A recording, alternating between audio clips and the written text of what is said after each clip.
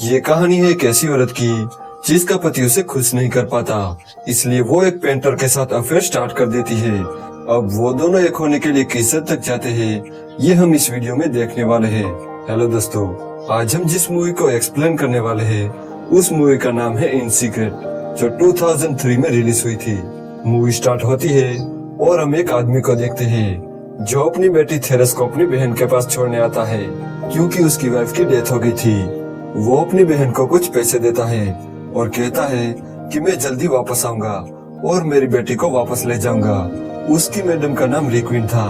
Madam का एक बेटा भी था जिसका नाम कमिन था, जो हमेशा बीमार रहता था। मैडम के पास एक्स्ट्रा रूम ना होने की वजह से वो थेरेस और कमिन को एक ही रूम में सुलाती थी। थेरेस हमेशा अपने फादर को याद करती रहती थी, इस उम्मीद में कि वो जल्दी वापस आएंगे और मुझे ले जाएंगे, पर वो कभी वापस नहीं आते। और ऐसे ही वेट करते करते थेरेस अब बड़ी हो चुकी थी और अब वो एक मजदूर को देख के हमेशा अपने आप को प्लेस करती रहती थी। एक दिन जब वो वापस आ रही थी तभी बाहर उसे कमिन मिलता है। थेरेस उसे कहती है कि मुझे एक किस करो। यहाँ कमिन उसके इरादे समझ नहीं पाता और उसे गाल पर किस करता है। थेरेस कहती है कि इस तरह से नहीं, दरअसल वो चाहती थी कि कमिन उसके होठों को चूमे। तभी वहाँ मैडम आती है। वो थेरेस को बताती है कि तुम्हारे फादर अब नहीं रहे।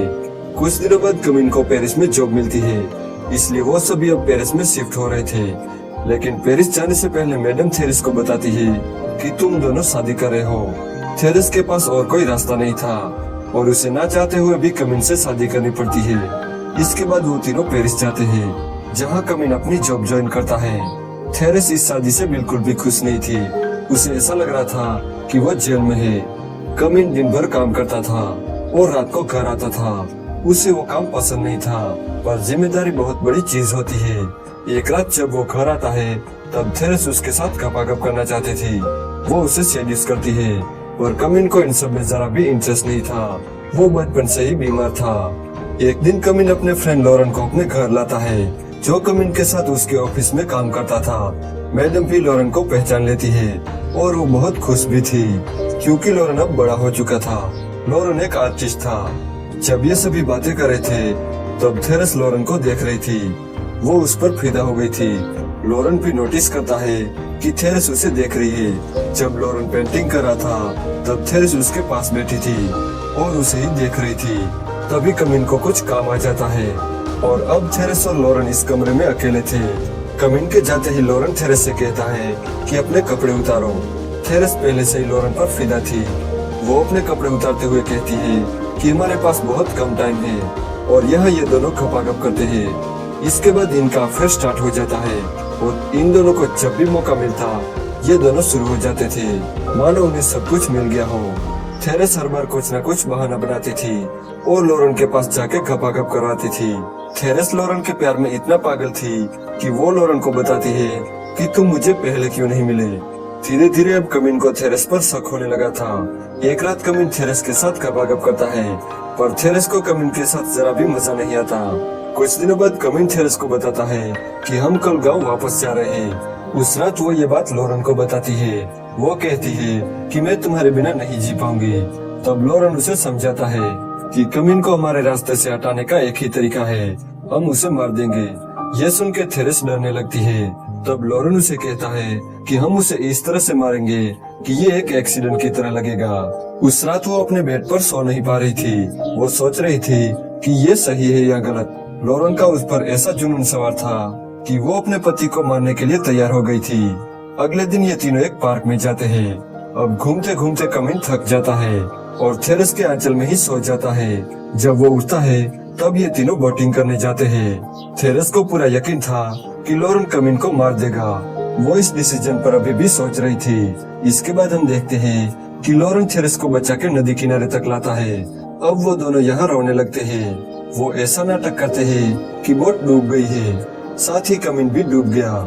इनकी पहचान के लोग आसपास ही थे और वो उन दोनों को घर लेकर आते हैं। जब ये बात मैडम को पता चलती है तो वो बहुत रोने लगती है, क्योंकि उसने अपना बेटा खो दिया था। दूसरी तरफ कई लोग कमिन की बॉडी को ढूंढने लगते हैं। फाइनली उन्हें कमिन की बॉडी मिल जाती है और उसका फ्यूनरल किया जाता है। मैडम को पूरा यकीन था कि उसके बेटे के साथ कुछ तो गलत हुआ है। उसी रात थेरेस और लॉरेन खपाखप करते हैं। एक रात मैडम थेरेस पे गुस्सा हो जाती है। उसके कहने का मतलब था कि तुम कमिन के साथ थी, तुमने उसे मरने कैसे दिया? अगर नाव डूब गई थी तो तुम कैसे बच गई? वो बहुत दुखी थी। आज कमिन के गए हुए 8 महीने हो गए थे, पर अभी भी वो उसे भूल नहीं पा रही थी। लेकिन अगले ही पल वो थेरेस को सॉरी बोलती है और उसे गले लगाती है। वो नहीं जानती थी कि जिसे वो गले लगा रही है उसी ने कमिन को मारा है। तो दूसरी तरफ अब थेरेस रात को सो नहीं पा रही थी। उसे रात को डरावने सपने आते थे। इतना तो हम जान जाते हैं कि कहीं न कहीं अब थेरेस को पछतावा हो रहा था। तो वहीं दूसरी तरफ भी लॉरेन का यही हाल था। वो भी कई महीनों से सो नहीं पा रहा था और वो बहुत डरा हुआ था। इसलिए वो आज रात थेरेस के पास सोना चाहता था। थेरेस लॉरेन को कहती है कि चलो हम दोनों भाग चलते हैं। ये सुन के लॉरेन कहता है कि तुम्हारी लाइफ यहाँ पर है, यहाँ तुम्हारा शॉप है और यही तुम्हारा घर है।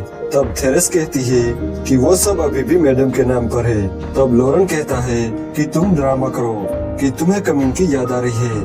तो थेरेस रोने का नाटक करती है, जिसे मैडम और उनके फ्रेंड सुन लेते हैं और वो मैडम को समझाते हैं कि थेरेस की अब शादी कर देनी चाहिए।